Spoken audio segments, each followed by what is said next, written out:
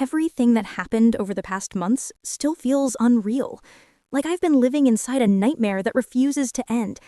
I never imagined that the two people I trusted most in this world, my husband Rick and my sister Lisa, would be the ones to tear my life apart. Lisa lost her husband a year ago, and at first, all I felt toward her was sympathy. She was devastated, lonely, broken. I remember telling Rick that we had to be there for her, that she needed family more than ever. Looking back now, I wish I had kept them oceans apart. It started innocently, at least that's what I kept telling myself at the time. She would call Rick for help with the smallest things. He would drive over to fix a light bulb, set up a new phone, or just keep her company. I told myself it was okay. She was grieving. He was being kind. But soon they were spending more time together than Rick and I spent in our own marriage. One afternoon, I came home earlier than usual and found them sleeping in our bed.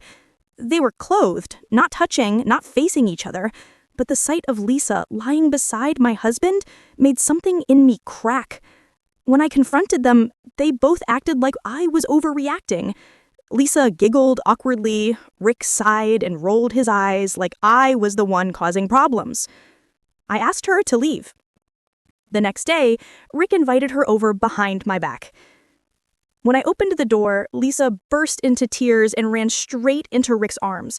Before I even said hello, she demanded that I go to another room because she had something private to say. I felt my throat tighten. I stepped away, humiliated, and that's when I heard her moaning. I ran into the room, and the world I knew ended in an instant. They were kissing. My husband and my sister, wrapped around each other while I stood there, breaking apart. I bolted to the bathroom, ready to vomit. I locked myself inside while they stayed in the other room, probably figuring out what lies to tell me next. An hour later, Rick came in. He couldn't even meet my eyes. He sat on the edge of the bed like a stranger. When I begged him to explain, he whispered that he loved her. My knees gave out. For 10 years, this man had been my whole world, my partner, my best friend, the person I thought I'd grow old with, and now he was telling me that he regretted marrying me, that he wished he'd experienced more women before settling down. I asked him if he ever truly loved me. He said he did, but that being around Lisa made him realize she's the one he wants. Just like that. 10 years erased. In a panic, in desperation, I told him I might be pregnant. It was true, I had missed my period. He didn't even flinch, just said he'd support the baby, but that he was leaving me anyway. He said he'd give me everything in the divorce. He said I deserved better. Then he tried to hug me. I shoved him away so hard that he stumbled. After he left, I called my parents. I expected comfort, maybe outrage. Instead, my mother confessed that she had known for months that Lisa had feelings for Rick, that she'd tried to discourage her but didn't want to involve me because she didn't want to upset me. I felt betrayed by everyone. The next morning, I took a pregnancy test. It was negative. I cried out of relief and heartbreak. We had been trying for a baby for years, and now the thought of carrying his child made me sick. Later, I opened my mailbox and found a letter from Lisa. She apologized, said she was lost and vulnerable, then explained that Rick made her feel alive again. She insisted they never did anything physical before the kiss I saw. She wanted my forgiveness. She wanted us to remain sisters. I wanted to burn the letter. Rick called. I ignored him. He texted saying he still loved me, that we could fix this. How do you fix betrayal? Then came another blow. Lisa was pregnant. She claimed it was Rick's. Rick called again, frantic this time.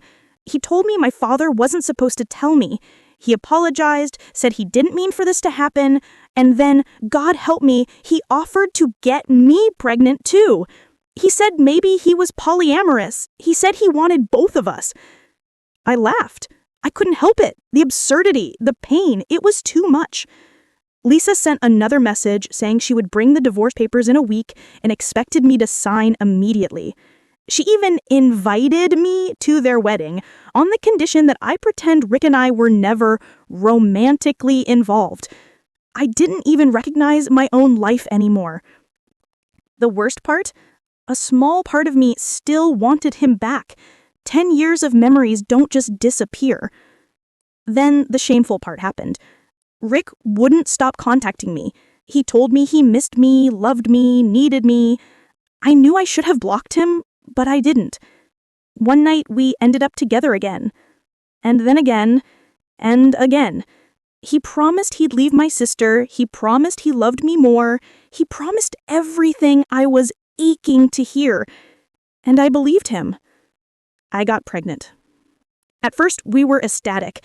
It felt like I had my old life back. I convinced myself it was fate, that love always wins. But reality caught up quickly.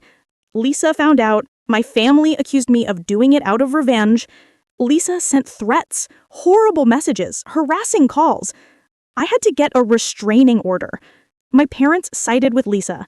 Our relatives cut ties. Friends faded away.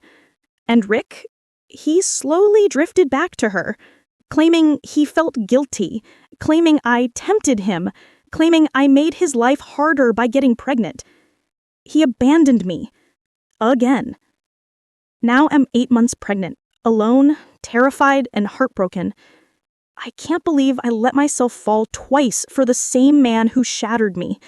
I can't believe I lost my entire family. I can't believe I still miss the version of him that never truly existed. I don't know how I'll raise this baby alone. I don't know how to rebuild my life. I just know I have to try. For her. For the one innocent life in this entire disaster. My world is unrecognizable now. But maybe, someday, that won't be a bad thing.